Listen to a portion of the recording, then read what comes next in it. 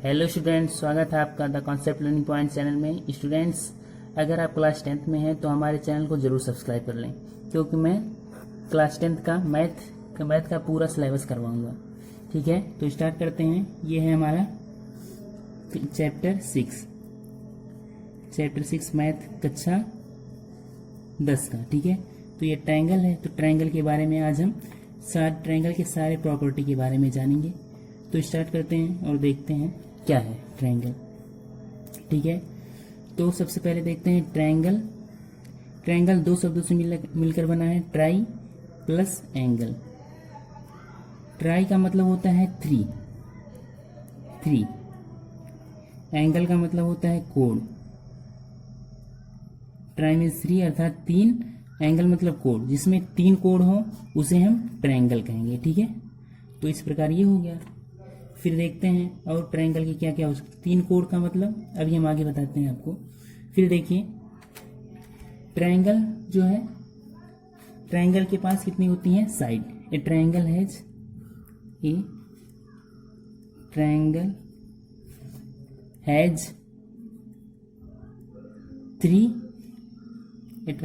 Three angles भी होता है, एंगल्स एंड थ्री साइड्स। ठीक है, ट्रायंगल के पास तीन कोण होते हैं और तीन भुजाएं होती हैं। ठीक है, तो देखते हैं। कोई ट्रायंगल है, ये एक ट्रायंगल है। ठीक है, तो इसकी एक भुजा ए मान लिया जाए, बी मान लिया जाए, सी मान लिया जाए। तो ए बी एक भुजा हुई, बी सी दूसरी भुजा हुई, ए सी तीसरी भुजा हुई। इसी प्रकार एंगल ए बी सी, इसके बीच कितना बन रहा है, एंगल 1 मान लिया जाए इसे। इसके बीच ए सी बी के बीच 2 मान लिया जाए, और ए बी ए सी के बीच 3 मान लिया जाए, तो एंगल 3 हो गया। ठीक है, तो ये कोण हो गया, इसे कहते हैं एंगल, और इसे कहते हैं साइड। ठीक है, ये एंगल हो गया, ये साइड हो गया। ठीक है, अब देखते हैं आगे। और एंगल जहां पे दो भुजाएं एक दूसरे को किसी बिंदु पर प्रतिच्छेद करती हैं उसे हम कहते हैं शीर्ष अर्थात इसे वर्टेक्स बोलते हैं, वर्टेक्स इसे कहते हैं शीर्ष। ठीक है, ये हो गया हमारा शीर्ष। उसके बाद फिर आगे देखते हैं, इतना हो गया। अब त्रिभुज के बारे में देखेंगे कि त्रिभुज की क्या क्या हो सकती हैं। त्रिभुज के शीर्ष के बारे में, ठीक है, शीर्ष लंब के बारे में देखा जाएगा। ठीक है, शीर्ष लंब क्या होते हैं देखा जाए। देखिए, यदि कोई त्रिभुज है, ये एक त्रिभुज है, त्रिभुज के किसी एक वर्टेक्स से, ठीक है, शीर्ष से सामने वाली भुजा पर डाला गया लंब उसका शीर्ष लंब कहलाता है। ठीक है, सब ए है, बी है, सी है और ए या डी मान लिया जाए, यानी कि ए डी लंब है बी सी पे, तो इसे हम कहेंगे शीर्ष लंब, इसे कहते हैं शीर्ष लंब। फिर आगे देखते हैं, फिर देखते हैं माध्यिका। माध्यिका क्या होती है। माध्यिका ये होती है, यदि कोई त्रिभुज है तो त्रिभुज के सामने वाली भुजा पर त्रिभुज के सामने वाली भुजा पर वो मध्य बिंदु पे आती है। ठीक है, ये और ये बराबर होंगे, ये मध्य बिंदु पे होगी, तो इसे कहेंगे माध्यिका। ये होता है त्रिभुज की माध्यिका। ठीक है, माध्यिका, इसका इंग्लिश होता है एल्टीट्यूड, ALTITUDE। इसका होता है मीडियन, MEDIAN। ठीक है, माध्यिका मीडियन हो गया। फिर इसके बाद फिर हम लोग क्या जान लिए, शीर्ष लंब क्या होता है, माध्यिका क्या होती है। फिर आगे हम लोग देखेंगे त्रिभुज है, तो त्रिभुज की क्लासिफिकेशन के बारे में देख लिया जाए। Classification of triangle, TRIANGLE, triangle. ठीक है, तो ट्रायंगल को दो आधारों पे बांटा गया। ठीक है, पहला क्या है, बेस्ड ऑन एंगल, दूसरा है बेस्ड ऑन साइड्स। तो इसे 3 भागों में बांटा गया, पहला, दूसरा और ये तीसरा। तो पहला देखते हैं, पहला है बेस्ड ऑन एंगल, तो पहला होगा right angle triangle, right angled triangle, या इसे हम राइट ट्रायंगल भी कह सकते हैं, ठीक है। दूसरा होता है ऑब्ट्यूज एंगल ट्रायंगल,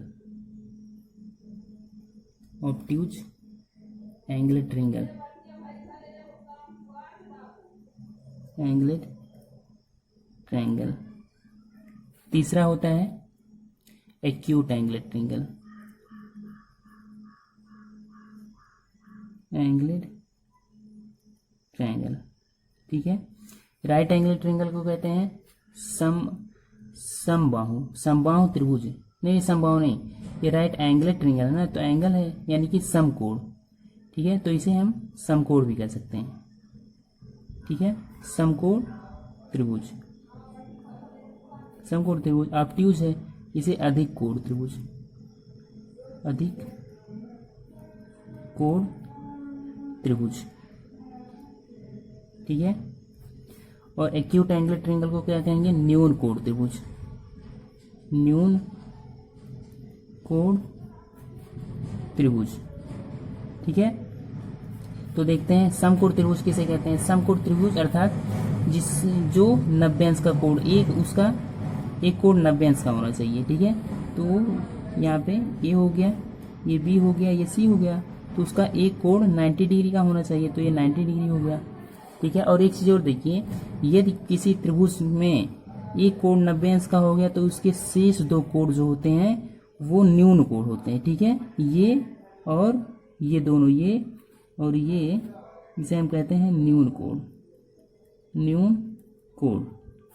और यदि इसमें से, इन दोनों में से कोई कोण हमें निकालना है तो इसका मान हो जाएगा यहाँ पे 90 माइनस थीटा। यदि ये थीटा है तो ये होगा 90 माइनस थीटा, ठीक है। एक फिर से देख लीजिए, यदि एक त्रिभुज है, यहाँ पे 90 डिग्री है, इसका मान थीटा है, तो इसका मान निकालना है तो हो जाएगा 90 माइनस थीटा कर देंगे तो इसका मान, यहाँ का मान निकल जाएगा, ठीक है। ये हो गया। फिर देखते हैं अधिक कोण क्या होता है। अधिक कोण होता है जो कि 180 से कम हो और लेकिन 90 अंश से ज़्यादा हो, ठीक है। तो 90 अंश से ज़्यादा कैसे होगा, ऐसे होगा, और इसे यहाँ पे हम मिला देते हैं, तो ये 180 से कम भी है और 90 से ज़्यादा भी है, ठीक है। ए हो गया, बी हो गया, सी हो गया, तो इसे कहते हैं अधिक कोण, ठीक है। अब देखते हैं एक्यूट एंगल ट्रायंगल क्या है। एक्यूट एंगल ट्रायंगल मतलब जो 90 अंश से कम हो, ठीक है। जैसे ऐसे हो गया, ये 60 डिग्री का मान लिया जाए, ये 60, ये 60, तो ये एक्यूट एंगल ट्रायंगल हो गया, ठीक है।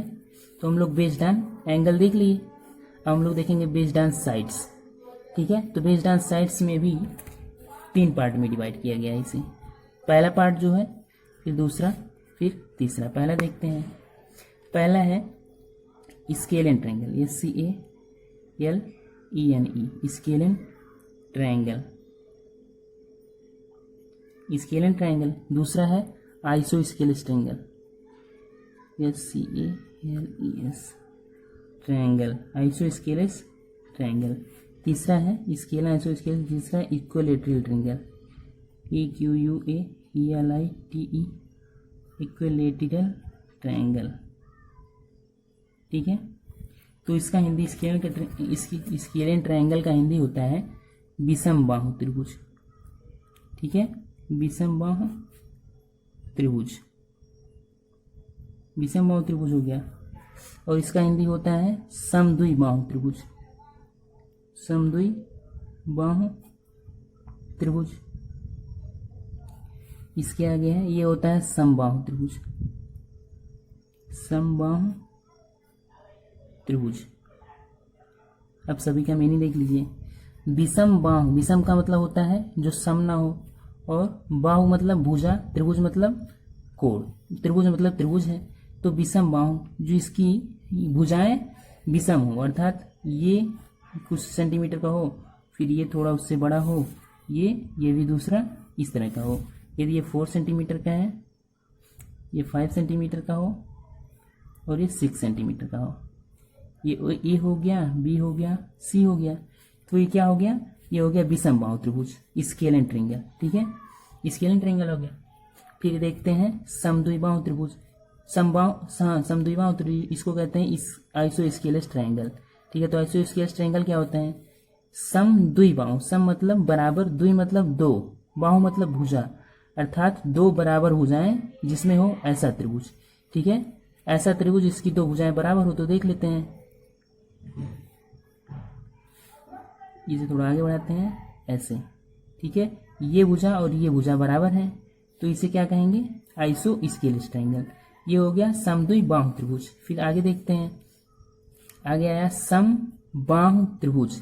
सम मतलब बराबर, बाहु मतलब भुजा, त्रिभुज मतलब त्रिभुज। ठीक है, तो ऐसी त्रिभुज जिसकी सभी भुजाएं समान अर्थात बराबर हो। ठीक है, तो ये देख लेते हैं, ये तीनों बराबर हो तो क्या होगा, ये क्या हो जाएगा, तीनों बराबर होंगे तो हो जाएगा समबाहु त्रिभुज। ठीक है, ये हो गया हमारा। फिर हम आगे देखते हैं, ये हो गया इतना। हाँ, एक चीज और यही देख लेते हैं, देखते हैं ये समबाहु त्रिभुज। समबाहु त्रिभुज जो होता है तो हम कह सकते हैं कि प्रत्येक समबाहु त्रिभुज समद्विबाहु त्रिभुज हो सकता है, लेकिन प्रत्येक समद्विबाहु त्रिभुज समबाहु त्रिभुज नहीं हो सकता है। क्यों, देखते हैं। यदि कोई त्रिभुज है, इसकी तीनों भुजाएं बराबर हैं, तो हम ये कह सकते हैं इसकी दो भुजाएं बराबर हैं। ठीक है, इसकी दो भुजाएं बराबर है तो हम कह सकते हैं, तो अगर यदि दो भुजाएं बराबर हैं तो वे समद्विबाहु त्रिभुज कहलाएंगी। ठीक है, यदि दो भुजाएं बराबर है तो समद्विबाहु त्रिभुज कहलाएंगी, और तीनों भुजाएं बराबर है तो समबाहु त्रिभुज कहलाएंगी। इसलिए लेकिन हम समद्विबाहु को समबाहु नहीं कह सकते। क्यों, क्योंकि इसकी केवल दो ही भुजाएं बराबर होंगी। ठीक है, तीसरी भुजा बराबर नहीं होगी। ठीक, इसलिए ये नहीं होगा। तो हम कह सकते हैं कि प्रत्येक समद्विबाहु त्रिभुज हो सकती है, लेकिन प्रत्येक समद्विबाहु त्रिभुज समबाहु त्रिभुज नहीं हो सकती है। ठीक है, फिर आगे बढ़ते हैं, देखते हैं। हाँ, देखते हैं, होता है कि त्रिभुज के अंतः कोणों का योग 180 अंश होता है, अर्थात एंगल, ये तीनों एंगल को जोड़ने पे ए बी सी, यानी कि angle A plus angle B plus angle C को यदि हम जोड़ दें तो ये हो जाएगा 180 डिग्री। ठीक है, ये सी 180 डिग्री होता है त्रिभुज के अंतः कोणों का योग। ये कैसे होता है देखा जाए तो एक फार्मूला होता है 2n-4 इंटू 90 या फिर n-2 इंटू 90 इंटू 180 होगा। यहाँ से 2 कॉमन ले लिया गया है तो यहाँ पे मल्टीप्लाई कर दिया गया है। ठीक है, ये फार्मूला होता है। n के स्थान पे होता है नंबर्स ऑफ एंगल होगा या फिर numbers of sides. Number of sides are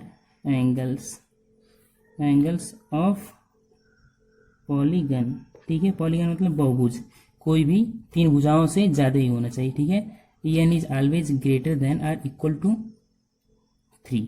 ठीक है, या फिर n इज ग्रेटर देन 2 कह सकते हैं। ये हो गया। तो n के स्थान पे क्या है, एंगल्स अथवा साइड्स। 1 2 3 साइड्स हैं, एंगल 1 2 3 एंगल है, तो यहाँ पे हो जाएगा, यहाँ पे 3 - 2 इंटू 180 इक्वल टू 3 में से 1 गया 1, तो 180 डिग्री यहाँ पे हो गया। यानी कि त्रिभुज के अंतः कोणों का योग 180 अंश होता है। अब यदि कोई कह दिया कि इसे प्रूफ करके दिखाइए तो क्या करेंगे, तो देखते हैं कैसे प्रूफ करेंगे। सबसे पहले लिखेंगे टू प्रूफ क्या प्रूफ करना है, angle A plus angle B plus angle C equal to 180 degree. ठीक है, फिर प्रूफ में देखते हैं, गिवन कुछ गिवन है, यही डायरेक्ट प्रूफ करते हैं। प्रूफ में क्या है, देखें, सबसे पहले हम नई कंस्ट्रक्शन कर लेते हैं, रचना कंस्ट्रक्शन। ठीक है, तो कंस्ट्रक्शन देख लेते हैं।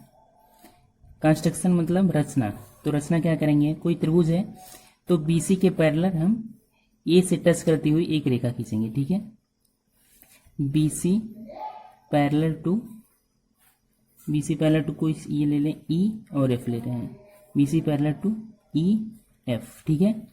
तो देखेंगे ये कोड यहाँ से यहाँ पे ये 1 मान लिया जाए, 2 3 और इसे 4 और इसे 5 मान लिया जाए, ठीक है।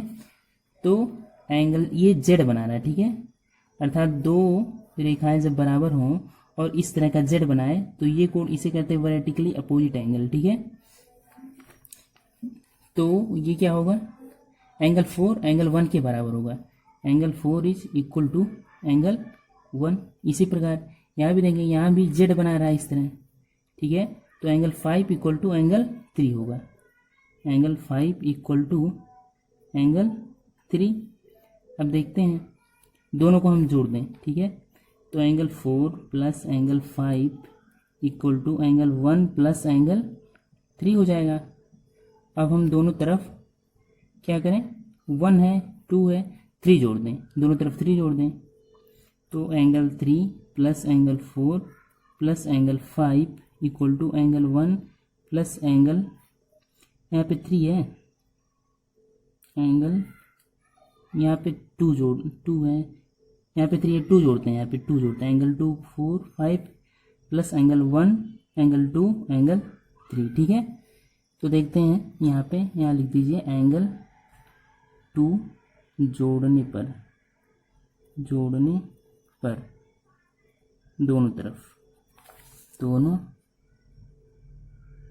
तरफ, ठीक है। फिर देखते हैं यहाँ पे एंगल 1 2 3 लिख लीजिए, angle 1 plus angle 2 plus angle 3 equal to, यहाँ पे देखिए, यहाँ पे angle 4 plus angle 5 plus angle 6, ये बना रहा है 180 डिग्री, एक क्या बना रहा है 180 डिग्री। इस तरह से जब होता है यहाँ पे 180 डिग्री बनाता है, ठीक है, यहाँ पे पॉइंट रहता है। और ये जैसे पॉइंट है कोई, यहाँ से पूरा यहाँ तक घूम जाता है, ये हाफ सर्किल होता है, ठीक है। फुल सर्किल होता है 360 बनाता है, और हाफ सर्किल होता है तो 180 डिग्री बनाता है, ठीक है। तो यहाँ पे होगा 2 4 5, यानी कि 2 4 5 को जोड़ने पे 180 डिग्री आएगा। तो यहाँ पे हम लिख देंगे 180 डिग्री, फिर ये हमारा प्रूफ हो जाता है, ठीक है। Hence proved. फिर आगे देखते हैं, आगे बढ़ते हैं। अब देखते हैं एक्सटीरियर एंगल थ्योरम, यानी कि बाह्य कोण प्रमेय क्या होता है, देखते हैं। बाह्य कोण प्रमेय सबसे पहले, यदि कोई त्रिभुज हो तो उस त्रिभुज की किसी एक भुजा को बढ़ाने पर, ठीक है, ये ए मान लिया जाए, बी मान लिया जाए, सी मान लिया जाए, ठीक है। तो हम उसकी एक भुजा बी सी को हम आगे बढ़ाते हैं, ठीक है, आगे बढ़ाते हैं। बढ़ाने पे बाहर जो कोण बनता है, ये बाहर कोण, इसके अंतः अभिमुख कोण का, इसके अंदर के इसके अभिमुख कोण कौन है, इसके अंदर के अभिमुख ये होगा और ये होगा। अभिमुख मतलब उसके सामने के, ठीक है, इसके सामने ये भी है, इसके सामने ये भी है। तो किसी भुजा को आगे बढ़ाने पर बना कोण, बाहर बना कोण उसके अंतः अभिमुख कोणों के योग का बराबर होता है, यानी कि एंगल ए सी, यहाँ पे ई मान लिया जाए, ए सी ई इक्वल टू हो जाएगा angle A plus angle B, angle A plus angle B, ठीक है। इसको एंगल ए भी लिख सकते हैं, या फिर एंगल लिखें, इसको लिख सकते हैं एंगल सी ए बी, ठीक है। एंगल ए को एंगल सी ए बी भी लिख सकते हैं, एंगल बी को एंगल सी बी ए भी लिख सकते हैं, ठीक है। और यहाँ पे यदि हम 1 मान लें, 2 मान लें और इसे 3 मान लें, तो angle 3 equal to angle 1 plus angle 2, ये होता है हमारा बाह्य कोण प्रमेय, ठीक है। तो कोई क्वेश्चन देख लेते हैं एग्जाम्पल इस पे। यदि कोई यहाँ पे 100 डिग्री दिया है, यहाँ पे 50 डिग्री दिया है और इसका वैल्यू पूछ लिया गया, ठीक है, इसका वैल्यू पूछा गया, तो कैसे निकालेंगे हम, देखिए इतना प्लस इतना, यानी x plus 50 degree equal to होता है 100 डिग्री। फ्रॉम एक्सटीरियर लिख दीजिए, एक्सटीरियर एंगल थ्योरम, ठीक है, लिख दीजिए। उसके बाद फिर लिखिए x इक्वल टू 100 माइनस 50, ये इधर जाएगा तो माइनस हो जाएगा, इक्वल टू 50 डिग्री, ठीक है। x का मान कितना आ गया 50 डिग्री। इसी प्रकार कोई और क्वेश्चन देख लेते हैं, ऐसे होगा तो इसका वैल्यू दे देगा 50 60, पूछेगा इसका वैल्यू बताइए, तो इसका 50 प्लस 60 इक्वल टू 110 डिग्री, ये हो गया हमारा आंसर। फिर आगे देखते हैं। तो अगला देखते हैं, अगला क्या है, थेल्स का प्रमेय। ठीक है, प्रमेय, प्रमेय से होगा। थेल्स का प्रमेय क्या होता है? थेल्स का प्रमेय देखा जाए, सबसे पहले देखिए थेल्स नहीं, यूनान में सबसे पहले एंगल, ट्रायंगल के बारे में थेल्स ने अध्ययन किया। ठीक है, अध्ययन करने के बाद पश्चात वो ये बताए कि ये जो ट्रायंगल ये बेसिकली क्या है, थेल्स का प्रमेय सिमिलैरिटी ऑफ ट्रायंगल है, सिमिलैरिटी ऑफ ट्रायंगल। ठीक है, सिमिलैरिटी मतलब त्रिभुज की समरूपता। ठीक है, त्रिभुज की समरूपता के बारे में ये बताए थे। तो उन्होंने अध्ययन करके ये बताया कि जो यदि कोई एक त्रिभुज है, ठीक है, ये एक त्रिभुज है, ठीक है, इसके किसी, ये कुछ नहीं है, ए हो गया, बी हो गया, सी हो गया, इसके किसी एक भुजा के समांतर, इसके एक भुजा के समांतर यदि कोई रेखा इस तरह खींच दिया जाए, यहाँ पे बी सी हो गया, ए हो गया, तो ये हो गया डी ई। ठीक है, तो ये क्या होगा कि इतना इसमें कोई भी खींचा जाए, यदि मतलब इसके समांतर खींचा जाए, किसी भी दूरी पे खींचा, यहाँ भी खींचा जा सकता है, यहाँ भी कहीं पे भी खींचा जा सकता है। ठीक है, तो यदि हम खींचा जाए तो क्या होगा, ए डी जो ये है, A D by A B equal to होगा ए ई बाई ए सी। ठीक है, ये जो अनुपात होगा ये बराबर होगा इसका और इसका अनुपात बराबर इसका और इसका अनुपात। ठीक है, तो ये होता है, थेल्स ने सबसे पहले यही प्रमेय दिया। पढ़ने के बाद तो ये हुआ, ये है थेल्स का प्रमेय। ठीक है, ये बराबर होता है।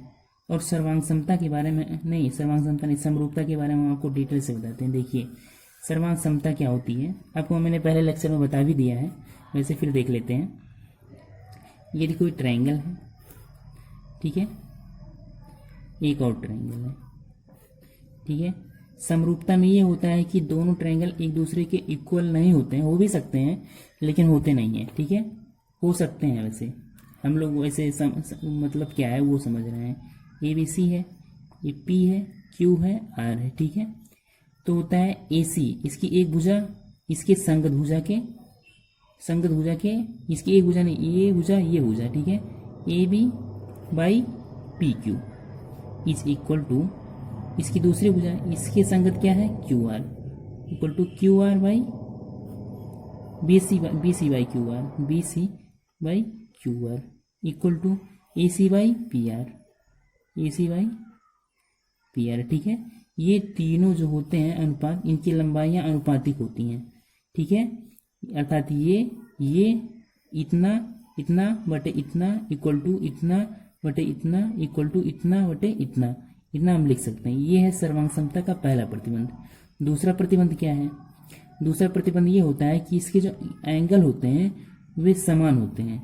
यदि यहाँ पे एंगल 50 डिग्री है तो यहाँ भी 50 डिग्री ही होगा, यहाँ पे 40 डिग्री है, 60 डिग्री है तो यहाँ पे भी 60 डिग्री ही होगा, यहाँ 70 है तो यहाँ भी 70 डिग्री ही होगा। ठीक है, अर्थात angle A equal to angle P comma angle B equal to angle Q, angle C equal to angle R. ये प्रतिबंध, दो प्रतिबंध होते हैं सर्वांग समता की। यदि हमें प्रूफ करना हो कि सर्वांग समता की कैसे प्रूफ करना है, तो सबसे पहले उसकी भुजाओं का अनुपात देखेंगे, उसके संगत भुजाओं का अनुपात बराबर होगा, और दूसरा उनके कोण जो होंगे वे समान होंगे। ठीक है, ये केवल त्रिभुज में ही, चतुर्भुज में हो सकता है, पंचभुज में हो सकता है, खष्टभुज में हो सकता है, रेखाओं में हो सकता है। ये रेखा है, ये इसके क्या है, समरूप है। ठीक है, ये कोई वृत्त है, एक उससे बड़ी त्रिज्या की वृत्त है।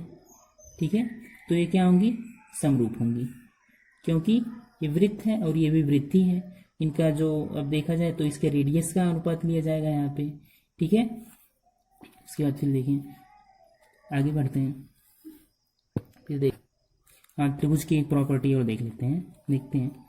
ये भी कोई त्रिभुज है, ठीक है, ये त्रिभुज है, ए है, बी है, सी है। ठीक है, तो प्रॉपर्टी ये है कि यदि किन्हीं दो भुजाओं का हम लोग किन्हीं दो भुजाओं का मतलब मध्यिका लिया जाए, मध्यिका कहते हैं इस भुजाओं का मध्यिका, भुजा का अर्धक जो करता है, भुजाओं की मध्यिका को अगर मिलाया जाए इस तरह, तो यहाँ पे बना कोण और यहाँ पे बना कोण में क्या संबंध होता है, ठीक है। यहाँ पे डी मान लिया जाए तो होता है ओ माना जाए ओ, ठीक है। एंगल बी ओ सी होता है, angle B O C equal to 90 degree plus 1/2 angle B A C, यानी कि 90 प्लस 1/2 हाफ ऑफ इतना, इसका आधा प्लस 90 अंश जोड़ दिया है तो हम इसका कोण निकाल लेंगे, ठीक है। ये प्रॉपर्टी होती है। फिर आगे का प्रॉपर्टी देखते हैं। अब अगला क्या है, त्रिभुज की सर्वांग समता, ठीक है। ये जो हम लोग पढ़े हैं अभी थेल्स का प्रमेय, यानी कि सिमिलरिटी ऑफ ट्रायंगल, समरूप त्रिभुज के बारे में। इसका अगर प्रूफ चाहिए तो आप हमें कमेंट बॉक्स में बताइए, हम आपको इसका प्रूफ जरूर देंगे, या फिर अगले वीडियो में हम इसका प्रूफ जरूर दे देंगे, ठीक है। फिर देखते हैं त्रिभुज की सर्वांग समता क्या होती है। सर्वांग समता का अर्थ देख लेते हैं क्या है। सर्वांगसम बेसिकली देखिए किन किन शब्दों से बना है सर्वांगसम। सर्व प्लस अंग प्लस समता। सर्व मतलब होता है सभी, अंग मतलब होता है पार्ट मतलब अंग मतलब सभी उसके साइड शेप जो हो वो हो सकता है, ठीक है। तो हम अंग के स्थान पर लिख देते हैं शेप, लिखते हैं शेप या आकृति। समता मतलब होता है बराबर, ठीक है, अर्थात सभी उसकी आकृति बराबर होनी चाहिए, ठीक है। बराबर कैसे होगा, देखिए यदि कोई चतुर्भुज है, इसी के सेम टू सेम बराबर, इसी के ये साइड भी इक्वल होनी चाहिए और इसके एंगल भी इक्वल होनी चाहिए, ये भी और ये भी सब कुछ इक्वल हो, तो हम इसे क्या कहेंगे, सर्वांग। इसी के बराबर, ये जैसे हम ले लें इसके, ये सभी बराबर हो, ठीक है। ए हो, बी हो, सी हो, डी हो, पी क्यू आर एस हो। यदि ए भी बराबर पी क्यू हो, ठीक है, A B equal to P Q, A C equal to P S, C D equal to S R, B P equal to Q R, angle A equal to angle P, angle B equal to angle Q, angle C equal to angle S, angle D equal to angle R, ठीक है। ये सब बराबर हो तो इन्हें कहेंगे सर्वांगसम चतुर्भुज होगा ये, ठीक है। इसी प्रकार होता है हमारा त्रिभुज, अर्थात यदि कोई त्रिभुज है, ये एक त्रिभुज है ए बी सी, ठीक है, पी है, क्यू है, आर है, तो इसका ये कोण इस कोण के बराबर होनी चाहिए, इसका दूसरा कोण इसके दूसरे कोण के बराबर होना चाहिए, इसके तीसरा कोण इसके तीसरे कोण के बराबर होनी चाहिए, और ये इसकी पहली भुजा इस भुजा के बराबर, दूसरी भुजा इसकी दूसरी भुजा के बराबर, इसकी तीसरी भुजा इसके तीसरी भुजा के बराबर हो, तो हम कह सकते हैं कि triangle A B C is congruent to triangle P Q R, ठीक है। ये होता है कॉन्ग्रुएंसी ऑफ ट्रायंगल, ठीक है। तो हमें अगर प्रूफ करना हो कि ट्रायंगल की कॉन्ग्रुएंसी हम कैसे कैसे प्रूफ कर सकते हैं, ठीक है। तो इसके लिए चार प्रकार से हम कर सकते हैं। कैसे कैसे, कौन कौन सा देखते हैं। पहला है एस, अर्थात भुजा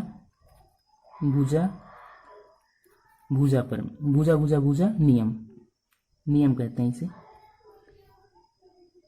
ठीक है।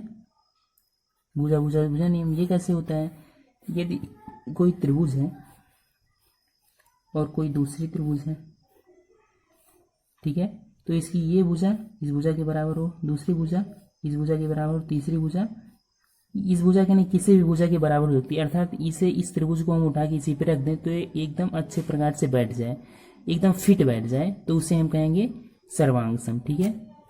कोई जरूरी नहीं, ये जो ट्रायंगल हमने बताया ये सभी बराबर होंगे, ठीक है, सभी त्रिभुज भी बराबर होंगे, ये मतलब सभी साइड्स भी बराबर होंगे और सभी एंगल भी बराबर होंगे, ठीक है। फिर यहाँ पे देखते हैं इसमें कोई भी कोड किसी भी प्रकार इस पे उठा के रख दिया जाएगा, इसको पलट के भी रख दिया जाए इस पे, इस प्रकार ऐसे रखा जाए तो भी ये यहाँ पे बैठ जाएगा। ठीक है, तो इसे हम क्या, इसकी भुजाएं बराबर होती है, सिद्ध करने के लिए हमें एस नियम का रूल पालन करते हैं। ठीक है, और इसमें सर्वांशम में एक फार्मूला हम लिख सकते हैं, कह सकते हैं, ये होता है CPCT। ठीक है, CPCT का मतलब क्या होता है, कॉरेस्पॉन्डिंग,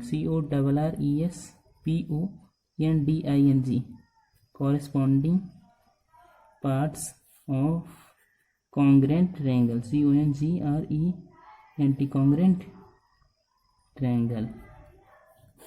ठीक है, CPCT अर्थात corresponding part of congruent triangle, यानी कि कोई त्रिभुज है या फिर चतुर्भुज हो, उसके सभी पार्ट्स जो कॉन्ग्रेंसी के हैं वो एक दूसरे पे बैठ जाते हैं, तो उसे हम कहते हैं CPCT, कॉरेस्पॉन्डिंग पार्ट ऑफ, जो हम आपको बताएं सर्वांग सम, इसका असली अर्थ यही, corresponding part of congruent triangle. ठीक है, इसी से आपको समझ में आ जाएगा। फिर आगे देखते हैं क्या है, SSS पहला है, दूसरा है AAA, अर्थात तीन कोडों को हम अगर बराबर कर दें तो भी हम सर्वांग समता को प्रूफ कर सकते हैं।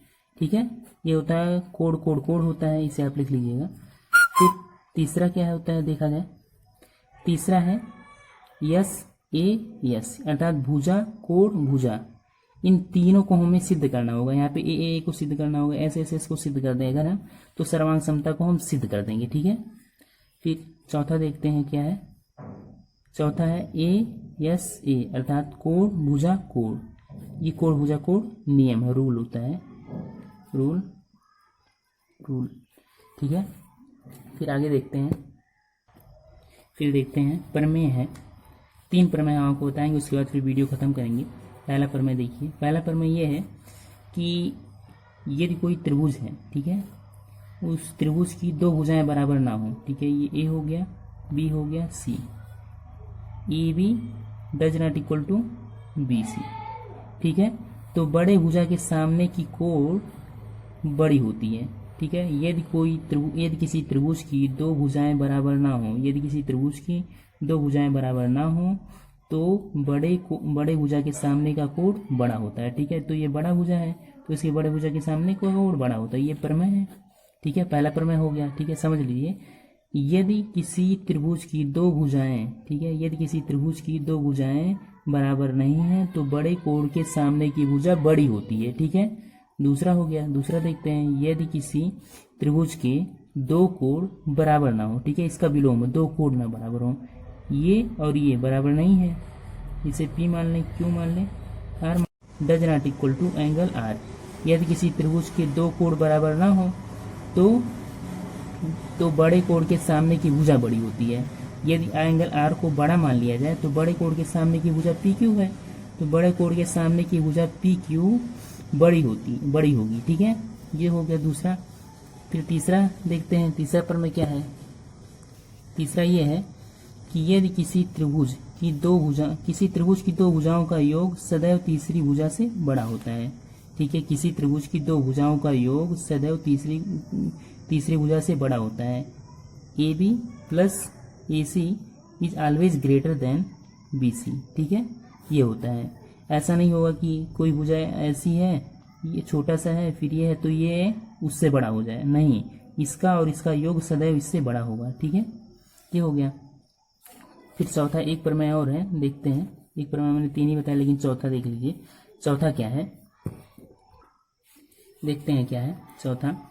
यदि कोई रेखा है और हम इस रेखा के ऊपर या नीचे, रेखा के बाहर कोई बिंदु ले लें, तो उस बिंदु से इस रेखा पर खींचे गए कितनी भी रेखा खींच लें, यहाँ भी खींच लें, यहाँ खींच लें, यहाँ खींच लें, यहाँ खींच लें, यहाँ खींच लें, यहाँ खींच लें, तो उस अन्य बिंदु से उस रेखा पर खींचे गए लंब, जो लंब की रेखा होगी वही सबसे छोटी माप होगी, वही सबसे छोटी दूरी होगी उस बिंदु से। अर्थात हम अगर कह दें कि बाहर कोई बिंदु स्थित है, उस बिंदु से किसी रेखा पर उसकी लंबाई, सबसे न्यूनतम लंबाई ज्ञात करनी है, तो हम उस पर लंब डाल देंगे तो हमें सबसे न्यूनतम लंबाई ज्ञात हो जाएगी। ठीक है, बस यही। चलिए एक चीज और देख लेते हैं, एक है होता है अंतःवृत्त। ठीक है, अंतःवृत्त, वृत्त, एक होता है परिवृत्त और एक होता है बाह्य वृत्त। बाह्य वृत्त के बारे में वैसे ना पढ़ा जाए, बाद में बताएंगे इसे। दो इंपॉर्टेंट है। पहले देखिए अंतःवृत्त क्या है। अंतःवृत्त ये होता है कि यदि कोई त्रिभुज है, ठीक है, उस त्रिभुज के अंदर कोई ऐसा वृत्त हो जो उसकी भुजाओं को टच करे, ठीक है। और ये कैसे बनाया जा सकता है, देखिए कैसे बनाया जा सकता है। कैसे बनाया जा सकता है, यदि कोई त्रिभुज है, ठीक है, इन त्रिभुजों में यदि हम कोणों के, प्रत्येक कोणों के, दो ही कोणों के अगर ले लें, तभी दो कोणों का पहला कोण ये है, बी है, सी है। यदि हम बी का अर्धक लें,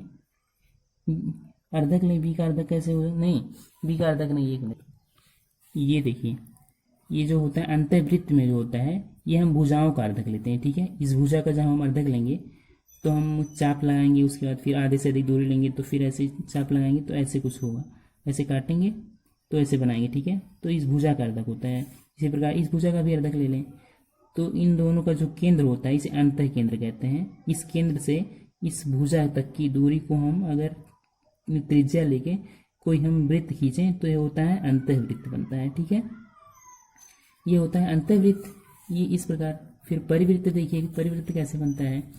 यदि कोई त्रिभुज है, ठीक है, ये रहा हमारा त्रिभुज ए बी सी, परिकेंद्र में होता है, हम क्या लेते हैं, परिकेंद्र में हम लेते हैं